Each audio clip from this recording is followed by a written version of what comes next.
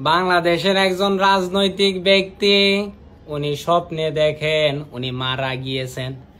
মারা যাবার পর উনি যখন পরকালে গেলেন, পরকালে যাবার পর উনি জান্নাতে যাবেন, ফেরেশতা তাকে আটকিয়ে দিয়েছে।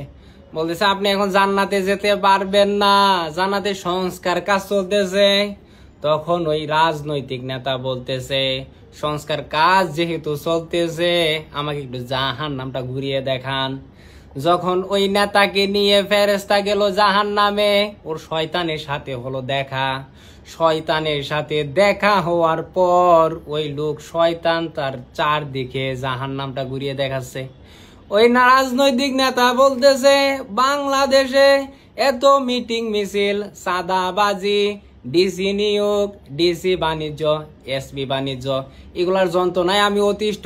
আর জাহান্নাম এত সুন্দর, নাচ গান হচ্ছে, সুন্দরী ললনা নাচতেছে, সুন্দরীরা সুন্দর সুন্দর ড্রেস পরে হাঁটতেছে। ওমা কি মনোরম পরিবেশ, খেলাধুলার মাঠ, সুইমিং, সাঁতার কাটতেছে দুধের উপর।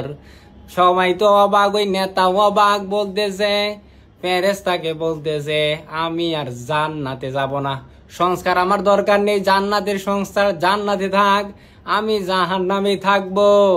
তখন ফেরেশতা বলতেছে ভেবে কথা বলতেছেন? ও বলতেছে হ্যাঁ। যখন ওই নেতার অনুমতি হলো জাহান্নামে থাকার জন্য, জাহান্নামে ঠিক 2 দিন কাটানোর পর 3 দিনের মধ্যে ওই শাস্তি শুরু হয়ে গেছে। প্রচুর পরিমাণ শরীর জ্বলতেছে, আগুন দিয়ে ওদেরকে জ্বালিয়ে দিছে, চামড়া পুড়তেছে, আবার চামড়া হইতেছে ক্যাকটাস, ওই মরুভূমিতে পাওয়া যায়, জেরোফাইটাসের নাম গলার মধ্যে আটকে যাচ্ছে। তখন ওই নেতা আবার গিয়ে ওই ফেরেশতার সাথে সাক্ষাৎ করলেন। ওই ফেরেশতা আপনি কি করলেন? নরকে যে এত সুন্দর পরিবেশ এটা কই গেল? ফেরেশতা বলতেছে আপনি তো পাগল, আপনি রাজনৈতিক নেতা, আপনি বোঝেন না। ওই যে জাহান্নামের প্রথম যে পরিবেশ সেটা নির্বাচনী প্রচারণা।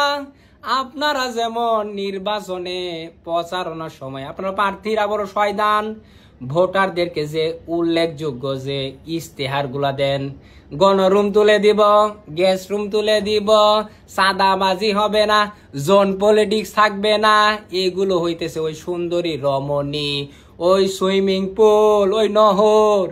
এখন তো আপনি যখন নির্বাচনে পাশ করে যান এগুলো তো আর বাস্তবায়ন করেন না।